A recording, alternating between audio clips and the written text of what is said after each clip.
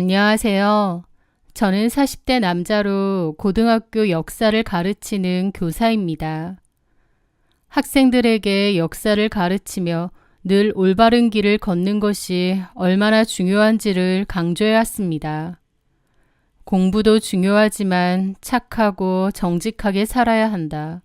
어떻게 살던지 간에 결국은 다 나한테로 돌아온다 라는 것을 인생 선배로서 학생들에게 많이 알려주려 했죠.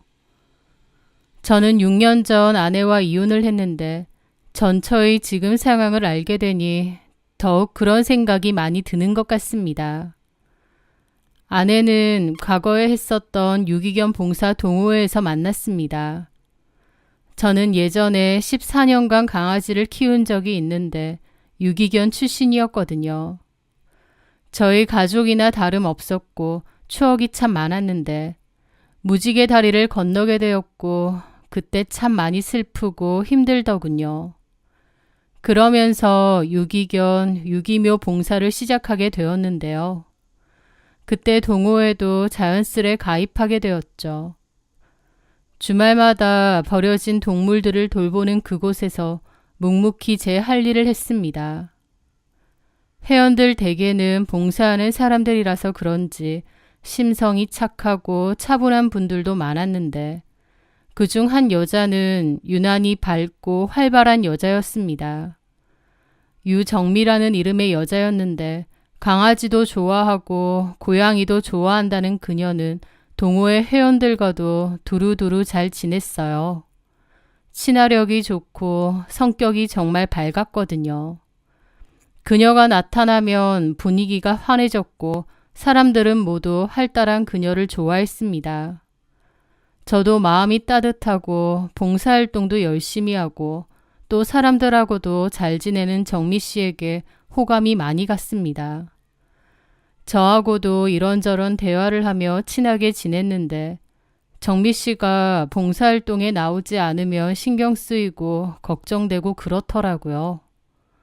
그러다가 내가 그 여자를 좋아하고 있나 보다라는 걸 깨달았어요. 하지만 저는 워낙에 쑥스러움이 많고 조심성이 많은 편이었기에 쉽게 호감을 표하긴 어려웠고 또 직접적으로 물어보진 않았지만 아마도 남자친구가 있는 것 같기도 했습니다. 차라리 속 시원하게 남자친구 있느냐, 나는 어떠냐 물어봤어야 하는데 우유부단했던 저는 지레 짐작으로 남자친구가 있는 것 같다는 생각에 그냥 제 마음을 접기로 했던 것 같아요. 그런데 어느 날부터 정미 씨는 동호회에서 안 좋은 소문에 휩싸였습니다. 그리고 그 소문이 날 때쯤 더 이상 봉사활동에도 나오지 않았습니다. 그런데 정미 씨랑 같이 어느 순간부터 안 나오던 남자가 있었는데요. 그 남자는 저보다 5살이 많았고 한의사라고 했었습니다. 그런데 그 소문이라는 게 알고 보니 정미 씨와 그 한의사랑 사귀었다는 겁니다. 동호회에서 사귈 수도 있지만 문제는 그 한의사가 유부남이었다는 거였죠. 애까지 있다고 하고요. 그 둘은 더 이상 동호회에 나오지 않았고 남아있는 회원들은 그 둘을 질책했습니다. 하지만 저는 정미 씨에게 호감이 있었고 제 생각에 정미 씨는 그럴 사람 같지는 않았어요. 뭔가 오해가 있을 거라고 생각했죠. 그래서 고민 끝에 정미 씨에게 연락을 해보게 되었습니다. 요즘 동호회 안 나오던데 잘 지내느냐고요. 정미 씨도 제 연락을 반가워하면서 한번 보자고 먼저 제안을 하더라고요. 그렇게 만나게 되었는데 걱정했던 것과 달리 전처럼 밝은 모습으로 나왔습니다. 그러면서 아무렇지 않게 일상적인 대화를 했어요. 그러다가 문득 그러는 거예요. 제 소문 들으셨죠? 제가 왜 동호회 안 나가는지. 아, 예, 듣기는 했습니다. 다들 저 욕하죠. 정미 씨의 물음에 저는 뭐라고 대답을 해야 할지 모르겠더라고요. 그렇다기보다 둘러서 말 안 하셔도 됩니다. 무슨 소문이 났을지 다 아니까요. 근데요, 저도 참 기가 막혀요. 너무 억울한데 솔직히 억울하다고 동네방네 소문내면서 떠들고 싶지도 않아요. 인규 씨한테만 말하는데요. 저도 사실 피해자예요. 그래서 너무 억울한데 일을 더 키우고 싶지도 않아서 그냥 해명하지 않고 조용히 동호회 그만둔 거예요. 제가 뭐라고 하든 믿어줄 것 같지도 않고. 정미 씨는 그 소문이 오해라고 얘기를 하더라고요. 정미 씨 말로는 한의원 남자가 유부남인지 전혀 몰랐다고 했습니다. 진지하게 만나는 사이였고 유부남인 건 나중에 알았다는 거였죠. 사실 저도 같은 회원이지만 그 남자가 유부남인 줄은 저도 몰랐습니다. 이름과 직업 정도는 알았지만 저랑 개인적으로 친하진 않았거든요. 그리고 본인도 딱히 유부남이란 얘기를 먼저 하지 않았던 것 같기도 했습니다. 그래서 저는 정미 씨에게 그랬죠. 사실 전 오해일 거라고 생각했어요. 제가 보기엔 정미 씨가 그런 사람이 아닐 것 같았거든요. 그래서 이렇게 연락도 한 거고요. 라고 제 솔직한 마음을 얘기했습니다. 그러자 정미 씨는 처음에 그 밝았던 모습과 달리 갑자기 눈물을 터뜨리며 서럽게 울더라고요.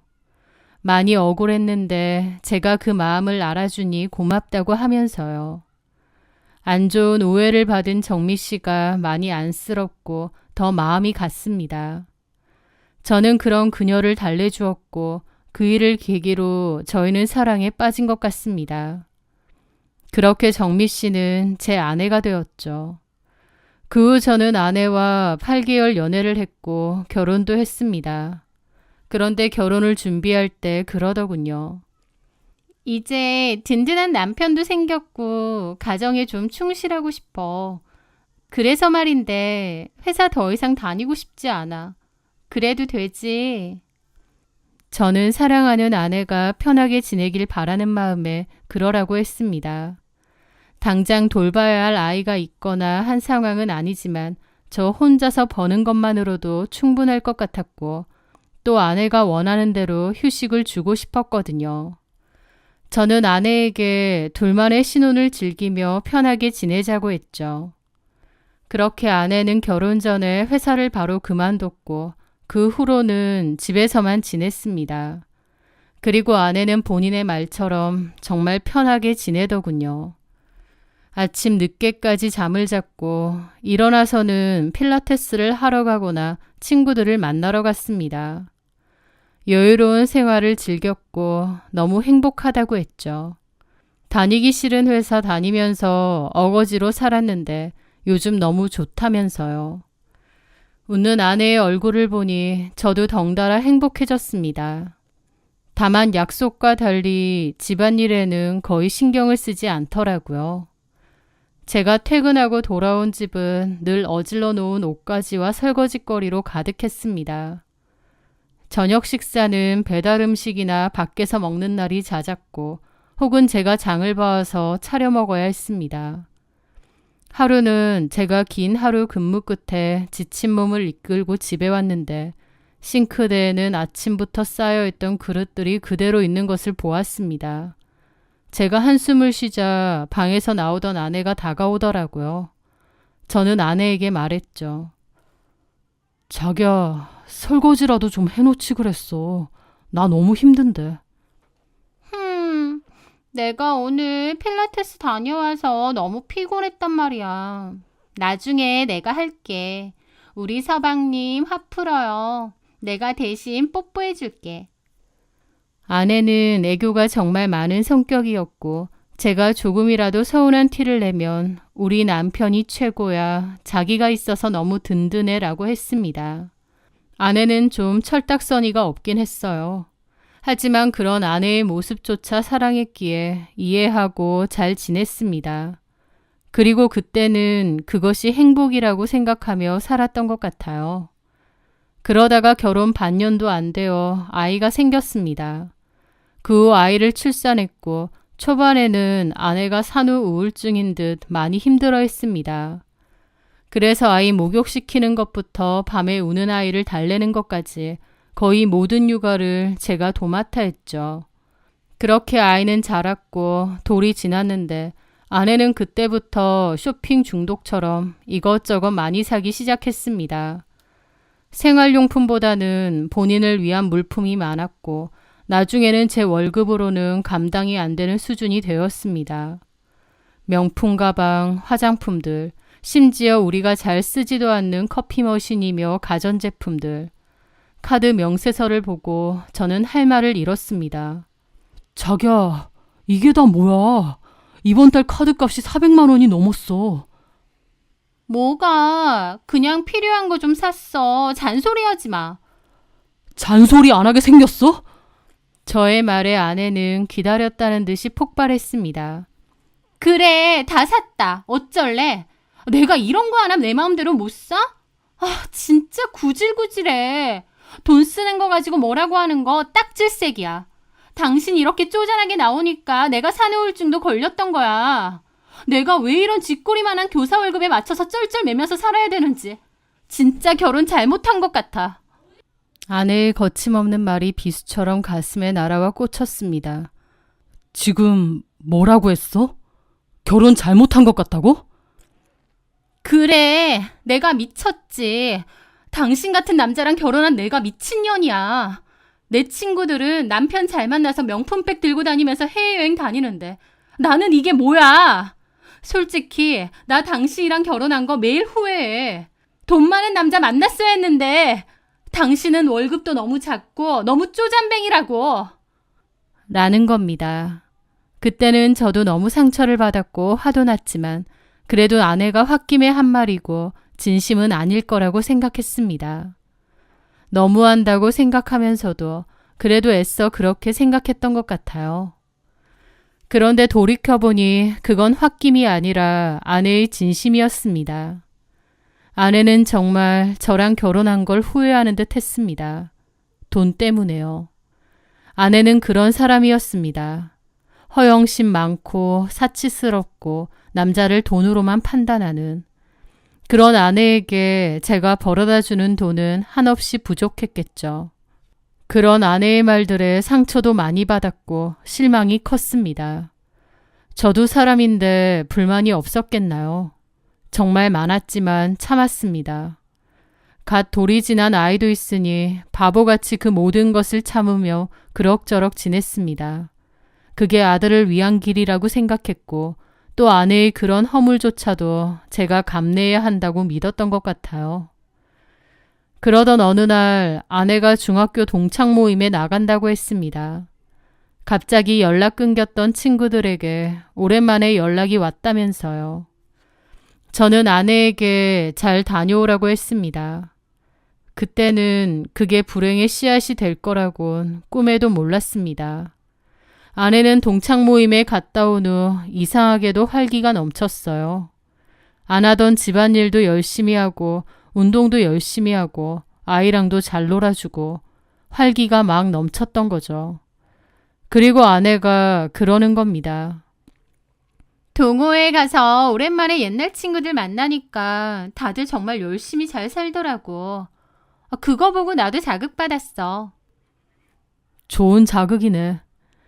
저는 좋게 생각하고 흐뭇했습니다. 아내가 친구들에게 좋은 영향을 받았다고만 생각한 거죠. 하지만 나중에 보니 그게 아니더군요. 동창회에 갔다 온 아내는 저한테 박재혁이라는 남자에 대해서 얘기했던 적이 있었습니다. 박재혁이라고 나 중학교 때 좋다고 쫓아다니던 찌질한 애가 있었거든? 그때는 키도 작고 성격도 찌질하고 그냥 그래서 저런 애가 나를 왜 좋아할까 쪽팔렸는데 이번에 와서 보니 사람이 아예 달라진 거 있지?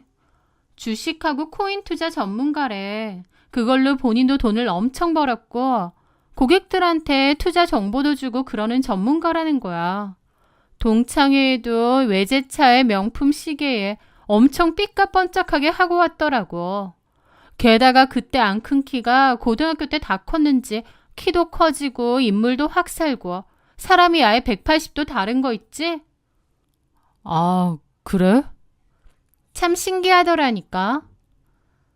저는 그때 아 그렇구나 하고 말았습니다.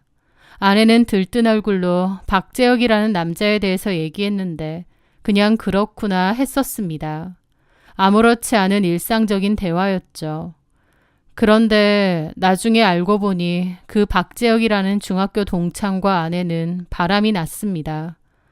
그 사실을 어떻게 알게 되었냐고요?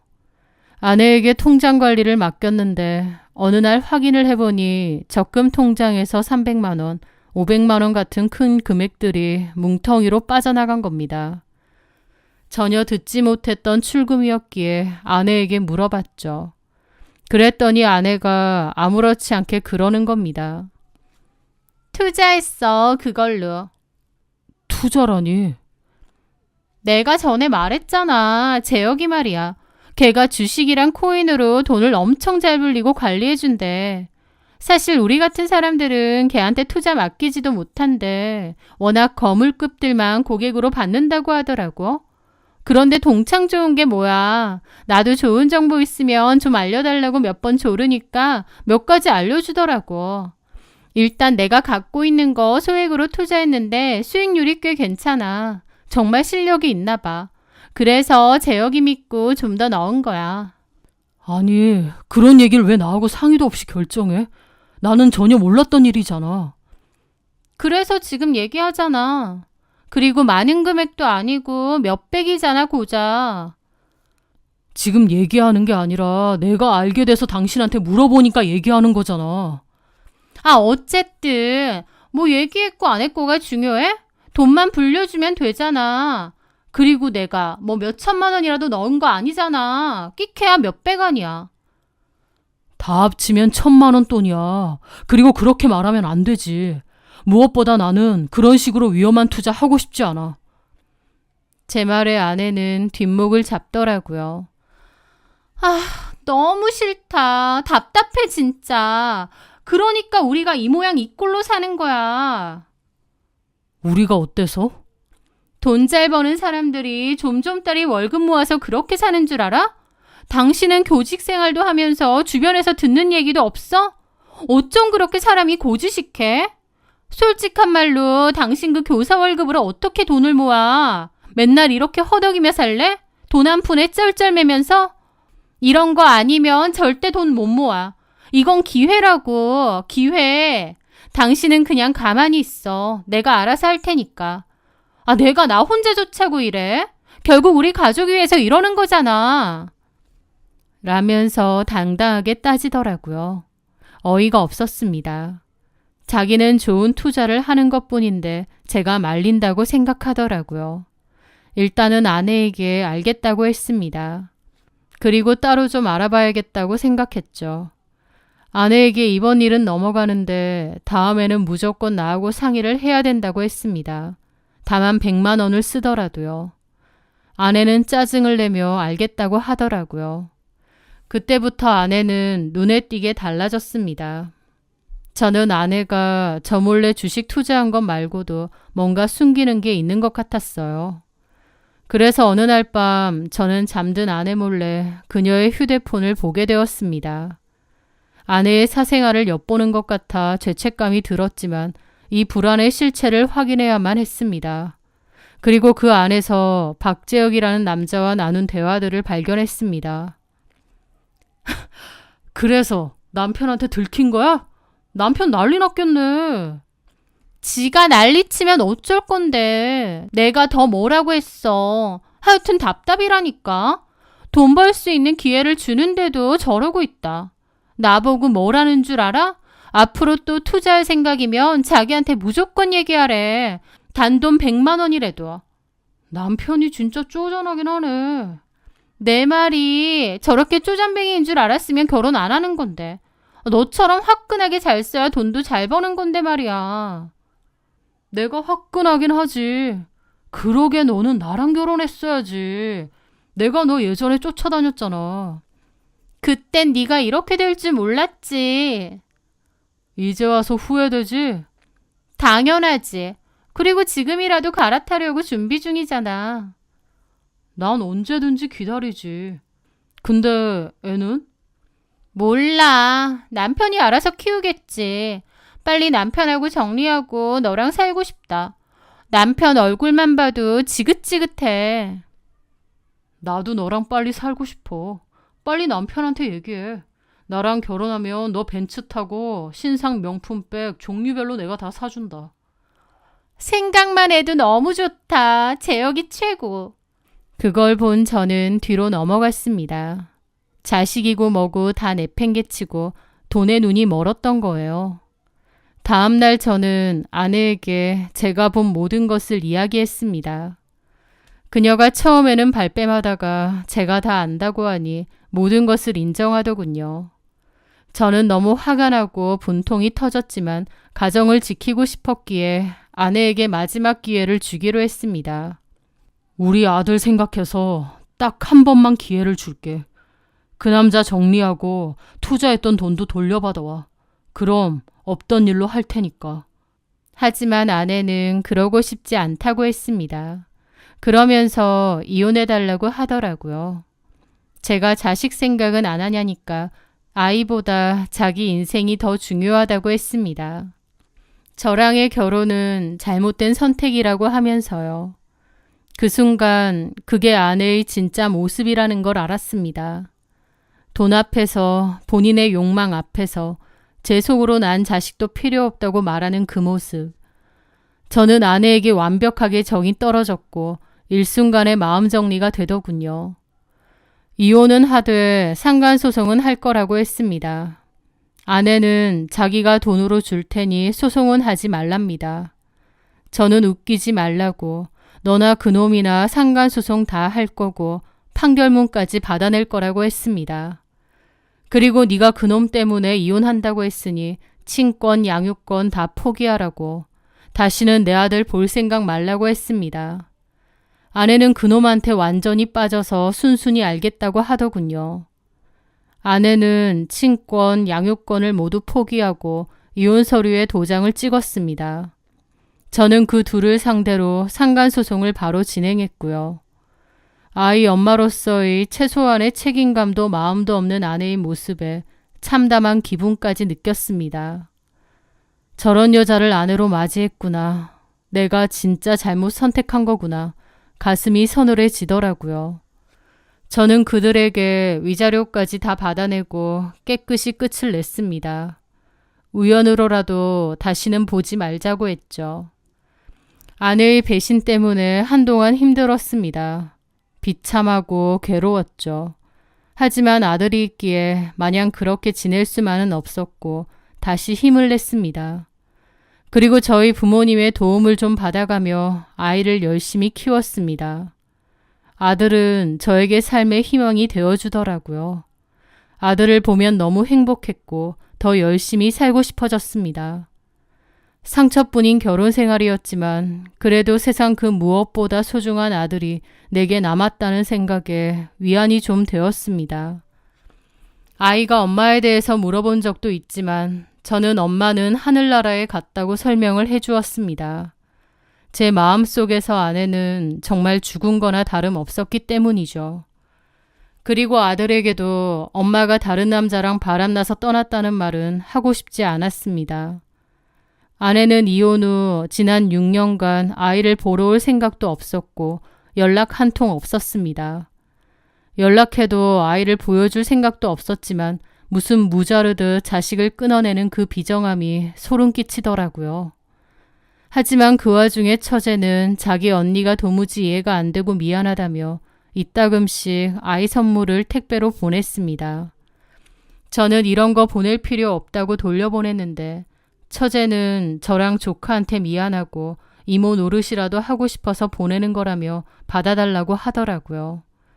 그래서 그 후에는 그냥 아이 선물은 받았습니다. 그렇다고 전 처가 식구들과 따로 연락한 건 아니고 전처에 대한 소식도 들은 게 없었어요. 그렇게 시간이 흐르고 흘렀는데 얼마 전 우연히 마트 서점에서 처제를 만나게 되었습니다. 아이에게 줄 동화책을 고르고 있는데 저를 알아본 처제가 다가왔더라고요. 어머, 형부 맞네요. 잘 지내셨어요? 저는 좀 껄끄러운 마음이었습니다. 잘 지냈지? 성현이 책 고르러 오신 거예요? 형부 얼굴 좋네요. 잘 지내시죠? 뭐 똑같지 뭐. 근데 처제는 얼굴이 안 좋네. 어디 아파? 제 말에 처제는 깊은 한숨을 쉬더라고요. 언니 생각만 하면 한숨이 절로 나오고 속이 끓어서요. 그게 무슨 재혼해서 잘 지내는 거 아니었어? 애 한번 보러 오겠다는 말 없이 살길래 재혼해서 돈 펑펑 쓰면서 잘 먹고 잘 사는 줄 알았는데. 그 말에 처제는 어이없다는 듯 쓴웃음을 짓더라고요. 형부한테 그런 짓 했는데 잘 지내면 안 되지 않겠어요? 아무리 우리 언니라지만 지금 이 모양 이 꼴 된 거 꼴 좋다 싶어요. 근데 그래도 언니라고 지금 꼬라지 생각하면 마음 안 좋고 미치겠고 그래요. 이 모양 이 꼴이라니. 무슨 일인데? 아예 모르시죠? 저희 언니 얘기. 나야 들을 일 없지. 들을 이유도 없고. 그쵸. 처제가 긴 한숨과 함께 들려준 아내의 근황은 실로 놀라웠습니다. 아내가 교도소로 갔다는 겁니다. 갑자기 교도소라니 이게 다 뭔 일인가 했는데 처제가 얘기해 주더군요. 그 남자요. 완전 사기꾼이었어요. 투자 전문가는 개뿔. 형부랑 이혼하고 나서 언니랑 동거했는데요. 초반에는 돈 펑펑 쓰고 잘 사는 듯 했죠. 그런데 나중에 보니 언니까지 공범으로 끌어들여서 사기를 쳤더라고요. 언니 주변 사람들이며 친척까지 다 당했어요. 저희 부모님까지도요. 게다가 심지어 제 이름으로 대출받으려고 했다가 걸렸죠. 부자랑 재혼해서 잘 먹고 잘 산다고 뻐기고 다니길래 우리 언니지만 진짜 한심하고 너무 꼴보기 싫었는데 알고 보니 그 남자 꼬드김에 넘어가서 한통 속으로 사기치고 다니다가 결국 줄고소 당하고 나란히 잡혀 들어갔어요. 저희 언니가 철딱선이 없고 제멋대로긴 하지만 그래도 이렇게 작정하고 사기까지 칠 사람은 아닌데 이게 다 그 남자 때문이에요. 심지어 나중에 알고 보니까 그 남자 유부남이더라고요. 전처랑 이혼도 마무리 안 된 상태고요. 언니 교도소 가고 저희 부모님 알아눕고 주변 친척들이 대신해서 돈 갚으라고 난리쳐서 부모님 집도 지금 내놓은 상태예요. 언니 때문에 진짜 저희 집 완전 쑥대밭 됐다니까요. 처제의 이야기는 놀라웠습니다. 그 남자는 사기꾼이었고 아내는 공범이 되어 주변 지인들한테 투자 사기를 치고 다녔다는 겁니다. 6년 동안 아들 걱정도 안 됐는지 연락 한번 없구나 싶었는데 연락을 할 수가 없던 상황이었어요. 구속이 되었으니까요. 그 얘기를 듣고 집으로 돌아오는데 수많은 생각들이 머릿속을 스쳐 지나갔습니다. 아내가 그렇게 됐다는 소식을 알았을 때의 제 기분은 기쁘지도 통쾌하지도 않았습니다. 그저 한때 제가 사랑했던 그 사람이 어쩌다 저렇게까지 망가졌을까 하는 씁쓸함이 가득하더라고요. 그리고 한편으론 앞으로도 전철하는 사람을 영원히 내 인생 그리고 내 아들의 인생에서 나타나지 않게 완벽히 지워버려야겠다 다짐했습니다. 친엄마가 죽은 게 낫지 교도소까지 간 사기꾼이라니요. 절대 아들의 인생에 득될 게 없었죠. 아내는 욕망 덩어리면서도 한편으론 멍청할 정도로 순진했구나 싶기도 했습니다. 아내에게 벤츠와 명품 가방을 약속한 그 남자는 사치품 대신 아내의 팔목에 쇠고랑을 차게 만들었죠. 아내도 본인의 과한 욕심이 결국 본인을 파멸로 이끌었다는 걸 이제는 깨달았을까 모르겠네요. 그리고 이제 와서 곰곰이 생각해보면 과거에 동호회에서 있었던 아내에 대한 소문도 아내는 울며 억울하다고 했지만 이제 와서 보니 아내도 다 알고 그런 것일지도 모른다는 생각이 듭니다. 아내는 제 생각 이상으로 탐욕스럽고 돈밖에 모르는 한심한 인간이었으니까요. 저는 지금도 그렇지만 앞으로도 제 인생에서 아내를 완전하게 지워낼 겁니다. 아무리 그래도 아들 걱정도 안 되는지 연락 한 번 안 하네 라는 생각조차 안 하고 아예 모르는 사람처럼 살 겁니다. 아들에게 말했던 것처럼 아내는 이미 죽은 사람이라고 생각하고 살려고 합니다. 저희 아들은 안타깝게도 엄마의 빈자리가 있지만 그래도 저는 제 아들을 위해 최선을 다해 살아가려고 해요.